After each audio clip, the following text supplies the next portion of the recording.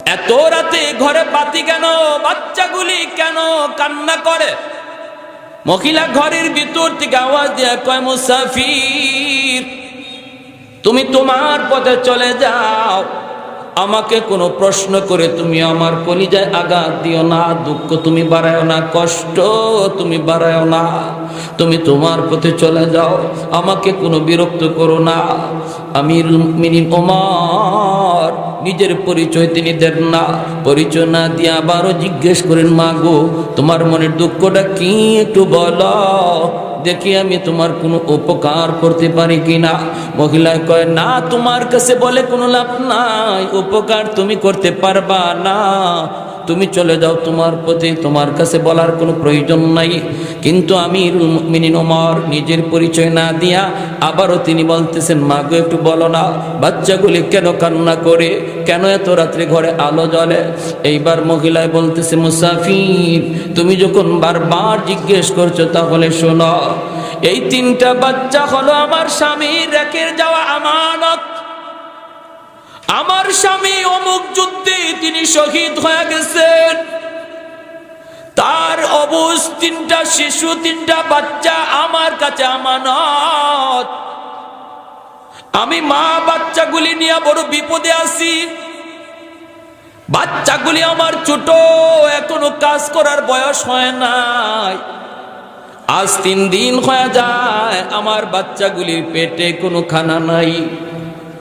3টা বাচ্চা অস্থির হয়ে গেছে, অস্থির, খানার জন্য, খাদ্যের জন্য পাগল পারা হয়ে গেছে।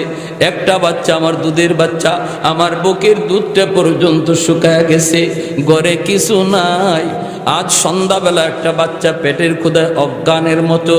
আমি বাচ্চাগুলির বুঝ দেওয়ার জন্য চুলার মধ্যে আগুন জ্বালাইয়া পানি গরম করতেছি আর বলতেছি, বাবা, এই যে মা খানা পাকাইতেছি, কিছুক্ষণের ভিতরেই খানা পাক হয়ে যাবে, তোমরা একটু ঘুমাও, তোমরা একটু ঘুমাও। ওদেরকে ঘুম পাড়ানোর জন্য আমি চুলায় আগুন জ্বালাইছি, পানি গরম করতেছি। মূলত খানা বলতে কিছুই নাই, বরং আমি শহীদের 3টা বাচ্চার সাথে ধোঁকা দিতেছি। আমি মার আর কিছুই করার ছিল না। এ মুসাফির, তুমি সাক্ষী দেখো, মদিনার বাদশাহ ওমর কেন আমার খবর নিল না? আমার 3টা অবুঝ শিশু না খায়া মৃত্যু মুখে, কেন ওমর খবর নিল না? আল্লাহর আদালতে ওমরের বিরুদ্ধে আমি মামলা দিব, মামলা। আল্লাহর সামনে ওমরের গলায় গামছা লাগাইয়া আমি টানব। সাক্ষী রেখে তোমারে বললাম, ওমরের গলায় গামছা লাগাবো, গামছা। হযরত ওমরের পশমগুলি দাঁড়ায় গেল, হাউমাউ করে কান্না শুরু করেছেন ওমর। কিন্তু এরপরও নিজের পরিচয় ওমর দেন না, পরিচয় দেন না। ওমর কান্দেন আর বলেন, মা গো, তুমি এত কষ্টে আছো, এই কথাটা তুমিও তো খলিফাকে জানাইতে পারতা, কারণ ওমর খুব ব্যস্ত মানুষ, হয়তো খবর নিতে পারে না, তুমিও তো তারে একটু খবর দিতে পারতা। মহিলায় বলতেছে, মুসাফির, তাহলে তুমি আমার নবীর হাদিস জানোই না? আমার নবী বলেছেন, বাদশাহ জনগণের খবর নিবে, চেয়ারম্যান জনগণের খবর নিবে, মেম্বার জনগণের খবর নিবে, এমপি জনগণের খবর নিবে, জনগণ তাদেরকে খবর দিবে না। এটা হলো আবার নবীর হাদিস। তুমি কি হাদিসটাও জানো না? হযরত ওমর টের পেয়ে গেছেন মহিলা জানতেন কোনো মহিলা না। সুজা দৌড় শুরু করে দিলেন ওমর মদিনার দিকে। বাইতুল মালের সামনে যায় চিৎকার শুরু করলেন, কোথায় রে আমার ম্যানেজার, কে কোথায় আসো, তাড়াতাড়ি করে তোমরা বাইতুল মালের চাবি দেও, দরজা খোলো। কে কোথায় আসো? গভীর রাতে ওমরের আওয়াজ শুনি ম্যানেজারের ঘুম ভেঙে গেল। খাদিম আসলাম চমকায় উঠল, সবাই দৌড়ে বাইতুল মালের সামনে হাজির। তিনি বলতেছেন, দেরি করবা না। ওমরের চোখ থেকে টপটপায়া পানি পড়তেছে, দাড়ি ভিজে গেল। ওই অবস্থায় যে ম্যানেজার বাইতুল মালের দরজা খুলে দিল। হযরত ওমর দৌড় দিয়া বাইতুল মালের ভিতরে ঢুইকা একটা আটার বস্তা টানাটানি শুরু করছেন, নিজের মাথায় উঠানোর জন্য পাগল। খাদিম খাদেম আসলাম যা কয় হযরত আমার মাথায় আপনি বোঝাটা তুইলা দেন, কোথায় নিতে হবে একটু বলুন।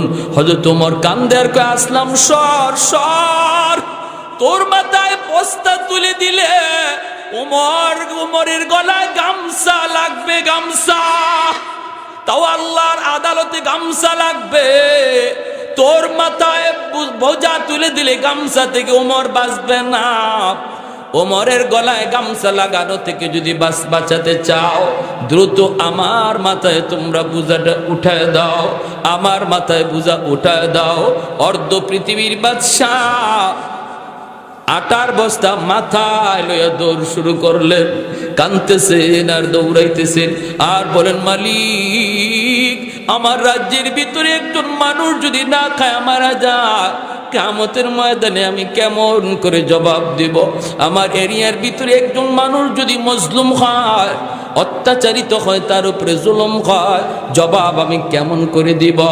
দৌড়াইতেছেন আর বলতেছেন, ওমর মনে মনে আল্লাহ আমার বংশে কারো গলায় তুমি এই দায়িত্বের বোঝা আর দিও না। আল্লাহ এটা এত বড় দায়িত্ব, এমন দায়িত্ব আমার কোনো বংশে তুমি কাউরে দিও না। ওমর এই বলেন আর বোঝা মাথায় নিয়ে দৌড়ান। আসলাম দ্রুত যা ঘরে যা, যা দেখ নগদ কিছু রুটি আর গোশত আসেনি, নগদ কিছু রুটি আর গোশত আসেনি, দৌড়ায় আয় দৌড়ায় দৌড়ায় আয়। আসলাম দৌড়ায় গেল রুটি আর গোশত লইয়া, ওমরের পিছনে পিছনে দৌড়। দরজার কাছে আইয়াই হযরত ওমর ডাক দিলেন, মা একটু দরজাটা খুলো গো মা। মহিলাটা দরজা খুলে দিলে তিনি পর্দার ভিতরে চলে গেলেন। হযরত ওমর যাই চুলার মধ্যে আগুন জ্বালাইতেছেন। বাইরে অর্ধ পৃথিবীর বাদশাহ তিনি কাঁচা চুলার মধ্যে আগুন জ্বালান, আগুন জ্বলে না, জ্বালাইতে চেষ্টা করেন, ধোঁয়াগুলি নাকি মুখ দিয়ে ঢুকতেছে। একদিকে চোখ দিয়ে দর দর করে পানি পড়ে আর কান্দে আর মালিক এমন রাজত্বের বোঝা আর উমর নিতে চায় না, নিতে চায় না। কারণ উমর তার নিজের হিসাব দিয়েই পার পাবে না, আবার জনগণের হিসাব কেমন করে দিবে? জোরে কোন সুবহানাল্লাহ। আল্লাহ আমি আমার নিজের হিসাব নিয়ে চিন্তিত, এত বড় আমানত আমার কাঁধে তুমি চাপায় দিছো, তুমি যদি আসান না করো উমর বাঁচার কোনো উপায় নাই। দায়িত্ব কাঁধে নেওয়া বাহাদুরি না, দায়িত্ব কাঁধে নেওয়া বাহাদুরি না, এটা বহুত বড় জিম্মাদারি, বহুত বড় জিম্মাদারি। এজন্য একজন দায়িত্বশীল মানুষ দায়িত্ব যদি ঠিকমতো আদায় করে আল্লাহর কাছে পুরস্কারও পায় ডাবল। আর যদি দায়িত্ব ঠিকমতো আদায় না করে, আমানতদারি যদি আদায় না করে, তাহলে তার শাস্তিও হয় ডাবল। এজন্য একজন চেয়ারম্যান, মেম্বার, এমপি, সরকার অল্প দিনের ভিতরে আল্লাহর ওলি হয়ে যায়, আবার জাহান্নামের কীট হয়ে যায়। যদি দায়িত্ব ঠিক মতো আদায় করে, জনগণের আমানত যদি আমানতের মতো পৌঁছায় দেয়, তাহলে একজন মানুষ নফল বন্দেগী কইরা যতদিনে আল্লাহর ওলি হবে, একজন চেয়ারম্যান, মেম্বার জনগণের আমানত ঠিক মতো পৌঁছানোর দ্বারা ফরজ হুকুম যদি ঠিক রাখে, নফল যদি ঠিক মতো আদায় নাও করে, শুধু মানুষের খেদমত কইরা বহু আগে আল্লাহর ওলি হইয়া যায়। কারণ মানুষের খেদমতের দ্বারা আল্লাহকে খুশি করা যায়, মানুষকে খুশি করার দ্বারা আল্লাহকে খুশি করা যায়। মানুষ নারাজ হলে আল্লাহ নারাজ হয়। ভাইরা বন্ধুরা, এজন্য একজন দায়িত্বশীল মানুষ মানুষের খেদমত যদি যথাযথভাবে আদায় করে, যথাযথভাবে আমানতের জায়গায় পৌঁছায়, রিলিফের মাল যদি ঘরে ঘরে পৌঁছায়, এমনিভাবে জনগণের আমানত যখন যা আসে সরকারের কাছ থেকে ঘরে ঘরে পৌঁছায়, তাহলে তার জিন্দিগিতে নফল বন্দেগী কম হলেও সে আল্লাহর ওলি দ্রুত হইয়া যায়। হযরত উমর ফারুক রাদিয়াল্লাহু তাআলা আনহু কষ্ট করে করে চুলার মধ্যে আগুন জ্বালান, কষ্ট করে করে চুলার মধ্যে আগুন জ্বালান। মহিলা আড়াল থেকে ঝাপসা ঝাপসা চেহারাটা দেখে জীবনে কোনোদিন উমরকে দেখে নাই। বাচ্চাগুলিও দেখতেছে, কিন্তু উমরকে তারা কেউ চিনে না। অর্ধ পৃথিবীর বাদশা, মদিনার খলিফা হযরত ওমর ফারুক রাদিয়াল্লাহু তাআলা আনহুকে এরা কেউ দেখে নাই, এজন্য চিনেও না। চলছে হযরত ওমরের আগুন জ্বালানো, আবার নগদ রুটি আর গোশতটা তিনি রেডি করতেছেন আসলাম রে দিয়া। ভাইরা বন্ধুরা, ওই অবস্থায় বাচ্চাগুলিরে তিনি খাবারটার সাথে দিয়া বলতেছেন, মা গো, ও মা, এক বস্তা আটা এখানে রেখে গেলাম, খামিরও বানায় আনলাম, কিছু নগদ রুটি আর গোশত আছে, এই রুটি আর গোশতটা আপনি বাচ্চাদেরকে খাইতে দেন। এই বইলা হযরত ওমর তিনি দরজার বাহিরে চলে আসলেন। মহিলা তিনি রুটি আর গোশতটা বাচ্চাকে খাওয়াবে। বাচ্চাগুলি হাসতেছে, আনন্দ পাইতেছে, আর কয়, মা, ইনি তো মনে হয় কোনো মানুষ না, আল্লাহর পাঠানো ফেরেশতা। ছোট ছোট বাচ্চাগুলি খুশিতে হাসতেছে। যখন সুবহানাল্লাহ, একটু জিকির করি, লা ইলাহা ইল্লাল্লাহ জোরে।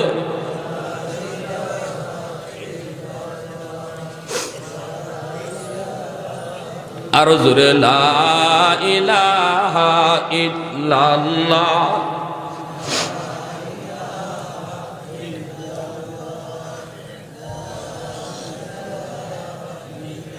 লা ইলাহা ইল্লাল্লাহু মুহাম্মাদুর রাসূলুল্লাহ।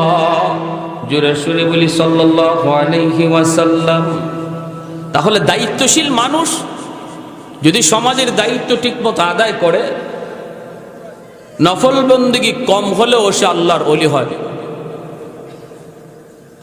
তার মানে জনগণের মাল চুরি কইরা না, জনগণের মাল জনগণকে দিয়া, জনগণের মাল জনগণকে দিয়া যদি সে ফরজ নামাজ আদায় করে, নফল বন্দেগী একজনে মসজিদে করতেছে, আর মেম্বার সাহেব, চেয়ারম্যান সাহেব, এমপি সাহেব ফরজ আদায় করে মসজিদ থেকে বের হয়ে গেছে, বের হইয়া জনগণের দ্বারে দ্বারে হাঁটতেছে, রাস্তার কাজ দেখতেছে, আমানতদারি সাথে আমানতদারি রক্ষা করতেছে। যে লোক মসজিদে বইয়া কোরআন তেলাওয়াত করতেছে, নফল বন্দিকে আদায় করতেছে, তার চেয়ে ওই চেয়ারম্যান মেম্বার সাহেব রাস্তায় রাস্তায় হাঁটতে আসে আল্লাহর ওলি আগে হয়ে যায়। খেদমতে খালকের দ্বারা আল্লাহ পাওয়া যায়। তাই বলে ফরজ ওয়াজিব সাইরা না, 5 ওয়াক্ত নামাজ ঠিকমতো আদায় করে, জুম্মার নামাজ ঠিকমতো পইরা, হালাল হারাম মান্না, নফল বন্দিগির ভিতরে উত্তম হলো খেদমতে খালক, মানুষের উপকার করা, মানুষের খেদমত করা। হযরত আব্দুল্লাহ ইবনে আব্বাস রাদিয়াল্লাহু তাআলা আনহু মদিনার মসজিদে ইতিকাফ করেন। এক লোক দৌড়ায় গেছে, গিয়া কয়, হযরত, আমি বড় বিপদে পড়ছি, একটু উপকার করবেন, আপনি ছাড়া কেউ পারবে না। তিনি সাথে সাথে মসজিদ থেকে বের হয়ে যাচ্ছেন। এই লোকে কয়, হযরত, আপনি ইতিকাফে বসছেন, মসজিদ থেকে বের হচ্ছেন? তিনি বলেন, শোনো, আমি ওই রওজাওয়ালার মুখে শুনেছি, আল্লাহ নবী রওজার দিকে ইশারা করে বলেন, ওই রওজাওয়ালার পবিত্র জবানে শুনেছি, একজন মুসলমানের উপকার করা 10 বছর মদিনার মসজিদে নফল ইতিকাফ করার চেয়ে বেশি সওয়াব। একজন মুসলমানের উপকার করা, বিপদগ্রস্ত মুসলমানকে সাহায্য করা 10 বছর ইতিকাফ, নফল ইতিকাফের চেয়ে বেশি সওয়াব। এজন্য আমি ইতিকাফ কাজা করে নিব, আগে তোমার উপকারটা করে আসি। আল্লাহু আকবার, জোরে কর। আর আমরা মানুষ বিপদে পড়লে উপকার করব দূরের কথা, আরো দূরে দিয়ে হাঁটি, ঠিক না? যদি একজন গর্তে পড়ে যায়, তারে তুলবো দূরের কথা, এই রাস্তা দিয়ে বাদ দিয়ে অন্য রাস্তা হাঁটি। রাখেন দূরের কথা, নিজের আপন কেউ যদি বিপদে পড়ে, তারেও তুলতে নারাজ। আজকাল আমাদের সমাজের এমন হালত, ভাই যদি বড় হয়ে যায়, আপন ভাইরে তুলতেও মন চায় না, নিজের আপন রক্তের ভাইটারও তুলতে চায় না। পরের মানুষ তো দূরে, ভাই ভাইকে ভুলে যায়। রক্তের মানুষের সাথে বেঈমানি করে, ঠিক কিনা জোরে বলেন? এটা মুসলমানের আখলাক নয়, এটা মুসলমানের আদর্শ নয়। প্যার হাজিরিন, হযরত ওমর ফারুক রাদিয়াল্লাহু তাআলা আনহু তিনি ঘর থেকে বাহিরে বের হইয়া দাঁড়ায় রয়েছেন, আর খাদেম আসলাম ডাক দিয়ে বলতেছে, হযরত, মদিনা মসজিদে আজানের টাইম হয়ে গেছে, ফজরের টাইম হয়ে গেছে, অল্পক্ষণের ভিতরে ফজর আজান হবে, আপনাকে মদিনায় যেতে হবে না, আপনি তো মদিনার মসজিদের ইমাম, আপনার জন্য সবাই অপেক্ষা করবে। যেরকম সুবহানাল্লাহ। কি রাষ্ট্রপ্রধান মসজিদের ইমাম, হ্যাঁ, আর আমরা মসজিদের ইমামরে 2 টাকার মৌলবি মনে করি, ঠিক না? কি জারি! হ্যাঁ, 2 মিনিট ইমাম সাহেবের লেট হয়, দেখবেন সব মুসল্লি পিছনে তাকায়। মাঝে মাঝে একজন দাঁড়ায় আওয়াজও করে, হুজুর কোথায়, হুজুর কোথায়? টাকা দিয়ে রাখছি, 2 মিনিট লেট হয়ে গেল। এখনো মক্কা মদিনায় নামাজের টাইম নাই, ক্যালেন্ডারে নামাজের টাইম লেখা নাই। আল্লাহর নবীর জামানা থেকে যেভাবে চলে আসছে সেভাবে এখনো হারম শরীফে আছে। কখন জোহর দাঁড়াবে, জামাত দাঁড়াবে, টাইম লেখা নাই। কখনো আসরের জামাত দাঁড়াবে, টাইম নাই। কখনো মাগরিবে জামাত দাঁড়াবে, টাইম নেই। কেসের টাইম? টাইম লেখা আছে শুধু আজানের। জোহরে আজান হবে এতটায়, আসরে আজান হবে এতটায়, মাগরিবের আজান হবে এতটায়। জামাত কখন দাঁড়াবে কয় কেউ জানে না। কখন কয় যখন ইমাম আসে তখন। ভালো করে বুঝেন, যখন ইমাম আসে তখন। সাহাবায়ে কেরাম মসজিদে নববীতে বসা থাকতেন, আজান হয়েছে, নবীজি আসবেন, নামাজ পড়াবেন। কখনো নবী আজানের 10 মিনিট পরে হুজরা থেকে বের হয়ে নামাজে ইমামতি করছেন। কখনো 10 মিনিট না 20 মিনিট চলে গেছে, আধা ঘন্টা চলে গেছে, নবী আসেন না। সাহাবায়ে কেরাম অপেক্ষায়, কোনো আওয়াজ নাই। ইমাম যখন আসবে তখন জামাত। এখানে আমরা যদি একটা টাইম দিয়া দিলাম নামাজের, 1 মিনিট 2 মিনিট যদি ইমাম সাহেবের লেট হয়, এত অস্থির হওয়ার কি আছে? মসজিদে বসা থাকলে কি গুনাহ হয় না সওয়াব হয়? আরো জোরে বলেন। কষ্ট পাইতেছেন আপনারা? মসজিদ কার ঘর? যতক্ষণ মসজিদে বসা ততক্ষণ রহমতের ফেরেশতা নামাজ পড়লে যেই সওয়াব হইতে এই সওয়াব আমল নামা দান করে। আল্লাহ নবী বলেন, তোমরা জান্নাতের বাগানে ঢুকে বসে দেখো না, ফল খেও ফল। সাহাবায়ে কেরাম বলে, ইয়া রাসূলুল্লাহ, দুনিয়াতে জান্নাতের বাগান কোনটা আর ফল কোনটা? নবী বলেন, জান্নাতের বাগান হলো মসজিদ, আর ফল হলো বসে বসে সুবহানাল্লাহ বলা। যদি মসজিদে বসে বসে সুবহানাল্লাহ, আলহামদুলিল্লাহ, আল্লাহু আকবার বসো, যেন তুমি জান্নাতের বাগানে ঢুকে ফল ভোগ করতেছো। আর আমরা সুবহানাল্লাহ তো নাই, বরং খালি গল্প গুজব। মসজিদ আজকে নিজের ঘর হয়ে গেছে, নিজের বাংলা ঘর হয়ে গেছে, রাজনৈতিক আলাপের ঘর হয়ে গেছে। মসজিদে ঢুকতেছি, খবর নাই কোথায় ঢুকতেছি, মনে হয় আমার নিজের কার্যালয়ে ঢুকতেছি। মসজিদে ঢুকতেছি যেন আমার প্রাইভেট ঘরে ঢুকতেছি। আওয়াজ আর আওয়াজ, আল্লাহর রহমতের ফেরেশতারা খায়, উসকুত ইয়া আব্দুল্লাহ, উসকুত ইয়া আব্দুল্লাহ, উসকুত ইয়া আব্দুল্লাহ। তারপরে বলে ওখরুজ ইয়া আদুওয়াল্লাহ। 3 বার রহমতের ফেরেশতা কয়, চুপ হও আল্লাহর গোলাম, চুপ হও আল্লাহর ওলি, চুপ হও আল্লাহর ওলি, চুপ হও আল্লাহর ওলি। 3 বার পরেও যখন চুপ হয় না, তখন ফেরেশতা কয়, ওখরুজ, বের হ, ইয়া আদুওয়াল্লাহ, আল্লাহর দুশমন। একটু হিসাব করা দরকার। শুধু নামাজের ভিতরে আমাদের ইসলামী জিন্দেগি সীমাবদ্ধ নয়, আমাদের গোটা কদমে কদমে ইসলাম রয়েছে। মসজিদ থেকে বের হওয়ার পর আমার ইসলামী জিন্দেগির পরিধি আরো বেড়ে যায়। মানুষের সাথে কথাবার্তা, লেনদেন, আচার আচরণ, ব্যবহার, আরেকজনের হক নষ্ট না করা, জমির আইল না কাটা, সীম না ঠেলা, এই সমস্ত আমার ইসলামী জিন্দেগির ভিতরে অবিচ্ছেদ্য অংশ। আমি জমির আইল কাইটা আরেকজনের সীম, আরেকজনের জামা নিজের দখলে নিয়া মসজিদে নামাজ পড়া যদি কপালে কর ফালাইয়া দেই, তবুও আমার জান্নাতে যাওয়া সহজ হবে না, কারণ আমার বিরুদ্ধে মানুষের মামলা রয়েছে, হকুল ইবাদের মামলা রয়েছে। যার ঘাড়ে মানুষের মামলা থাকবে, সে তার জীবনের নামাজ, রোজা, হজ, যাকাত লইয়া জান্নাতে যেতে পারবে না, যতক্ষণ পর্যন্ত মানুষের মামলা আল্লাহর আদালতে ডিসমিস না হবে। আর ওই দিন আল্লাহ বলবে, বান্দা তোর একক তো নামাজ কাজা হয়েছে, যা আমি আল্লাহ আমার রহমতে মাফ করে দিলাম। একদিনের রোজা তোর কাজা হয়েছে, যা আমি তোর মাফ করে দিলাম। কিন্তু তুই যে তোর পাশের প্রতিবেশীর হক নষ্ট করেছ, আরেকজন মুসলমানের ইজ্জত মেরেছ, আরেকজনের মুসলমানের হক মাইরা খেয়েছ, তুমি সন্তানের হক নষ্ট করছো, বাবার হক নষ্ট করছো, ভাইয়ের হক নষ্ট করছো, বোনের হক নষ্ট করেছো। আমি আল্লাহ এই ব্যাপারে কিছু জানি না। মামলা ওর সাথে, ওর কাছ থেকে তুমি যেভাবে পারো সেভাবে রায় নাও। সেদিন আপন কলিজার টুকরা সন্তান বাবাকে মাপ দিবে না, কলিজার টুকরা স্ত্রী স্বামীকে মাপ দিবে না, স্বামী স্ত্রীকে মাপ দিবে না, মা সন্তানকে মাপ দিবে না। সেই দিন হবে ইয়া নফসি, ইয়া নফসি বলার দিন। শুধু আল্লাহ আমাকে বাঁচাও, আমাকে বাঁচাও, আমাকে বাঁচাও। সবাই শুধু আল্লাহ আমি বাঁচতে চাই, আমি বাঁচতে চাই। কেউ কইব না আল্লাহ আমার আব্বা কই, আমার আম্মা কই, আল্লাহ আমার ছেলে কই, আল্লাহ আমার মেয়ে কই। কেউ বলবে না, কোন নবীও এই কথা বলবে না, আল্লাহ আমার আব্বা কই, আমার আম্মা কই। নবীরাও বলবে আল্লাহ আমি বাঁচতে চাই, আমাকে বাঁচাও। জোরে সুবহানাল্লাহ। ওই দিনে মানুষের মামলা নিয়ে আল্লাহর দোহায় কেউ আল্লাহর আদালতে উঠবেন না। মানুষের মামলা দুনিয়াতে ডিসমিস করে যান। যদি বাঁচতে চান, মৃত্যুর আগে আগে যার হক নষ্ট করেছেন তার ডাকেন, ডাককে পরিশোধ করেন। বোনের জমি দেন নাই, বাবা মারা যাওয়ার পর বোনের তাড়াতাড়ি করে আনেন, আইনে বোনের সম্পদ ফিরিয়ে দেন। যদি মনে করেন আপনি আপনার বাবা এমন কাজ করছে, আজকে বাবা কবরে চলে গেছে, আপনার ফুফুদের হক দেয় নাই, বাবার কবরের আগুন যদি নিবাইতে চান, ফুফাতো ভাই বোনরা ডাকেন, ডাককে ফুফুর অংশটা এখনই দিয়া দেন। নতুবা বাবার নামে 10টা 40টা 100টা গরু জবাই করে জিয়াফত করলো, বাবার কবরের আগুন নিববে না, কবরে আগুন নিববে না। যদি বাবা কারো হক নষ্ট করে থাকে, এটা ফিরিয়ে দেওয়া একজন সন্তানের সর্বপ্রথম দায়িত্ব। গরু জবাই করে মানুষকে খাওয়ানো এটা সন্তানের দায়িত্ব নয়। সন্তানের দায়িত্ব সবার আগে আগে বাবা যদি কারো হক মেরে থাকে, হক ফিরিয়ে দাও।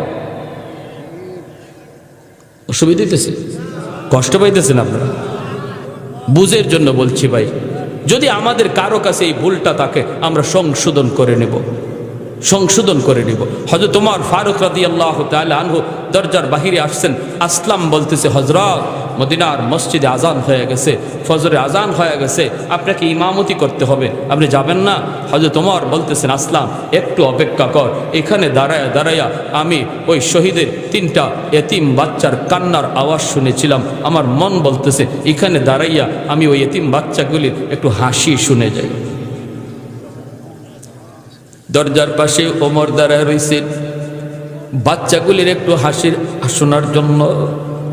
যেই মাত্র বাচ্চাগুলি একটু হাসাহাসি করে আনন্দ করে, আওয়াজটা যেই মাত্র ওমরের কানে আসলো, সাথে সাথে তিনি সাজদায় পড়ে আল্লাহর শুকরিয়া আদায় করলেন আর আল্লাহর কাছে কান্দেন, মালিক আসলাম চল, মদিনার দিকে চল। মদিনার মসজিদে ইমাম, মদিনার খলিফা আমিরুল মুমিনিন উমর ফজরের নামাজ পড়াইয়া মিম্বরে বসি ওমর ডাক দিয়া বলতেছেন, মুসল্লিয়ানি কেরাম, যে যেখানে আসো দাঁড়ায় থাকো, বসে থাকো, কেউ জায়গা থেকে উঠবে না। এখন তোমাদের সামনে একটা বিশাল বড় একটা বিচার রয়েছে, বিচার। এই বিচার বড় খতরনাক, জটিল একটা বিচার তোমাদের সামনে করা হবে রে, কেউ জায়গা থেকে উঠবা না। মদিনার মসজিদের মুসল্লিয়ানে কেরাম মনে মনে ভাবেন, রাতের অন্ধকারে ওমর কোথায় জানি ঘুরছেন, আর কোন অপরাধ নিজের চোখে দেখছেন, না জানি কেমন বিচার হয়, কেমন বিচার। সবাই যার যার জায়গায় বসা। ওমর মিম্বরে বসে তিনি পুলিশকে আদেশ দিলেন, দ্রুত তোমরা মদিনার পাশের ওই বস্তিতে যাও। ওই গ্রামে ডুইকা রাস্তার কিনারায় দেখতে পাবা একটা ভাঙ্গা ঘর। এই ঘরের মধ্যে একজন মহিলা 3টা বাচ্চা নিয়ে থাকে। তোমরা দ্রুত করে যাও, যায়া মহিলাকে বলবা মদিনার খলিফা ওমর তোমাকে আদেশ জারি করেছেন মদিনায় যাওয়ার জন্য। যদি সে আসতে না চায় বলবা আমার অর্ডার, এরপরে যদি আসতে না যায় জোর করে নিয়ে আসবা। মদিনার মানুষ মনে করতেছে, না জানি ওই মহিলা কেমন বড় অন্যায় করেছে, কেমন অন্যায় করেছে, ওমরের চোখে অন্যায় ধরা পড়ে গেছে, না জানি আজ ওই মহিলার কেমন বিচার হয়। সবাই যার যার জায়গায় বসা আছেন। এমনি কোতোয়ালি থানার পুলিশ দ্রুত বেগে তারা যাইতে লাগলো। ওই গ্রামের ভিতরে ঢুইকে তারা দেখতে পেল রাস্তার কিনারায় একটা ছোট্ট ঘর পেয়ে গেল, মহিলাকেও পেয়ে গেল, 3টা বাচ্চারও পেয়ে গেল। পুলিশেরা যায় ডাক দিয়ে কয়, মা, মদিনার খলিফা ওমর তোমাকে তলব করেছে।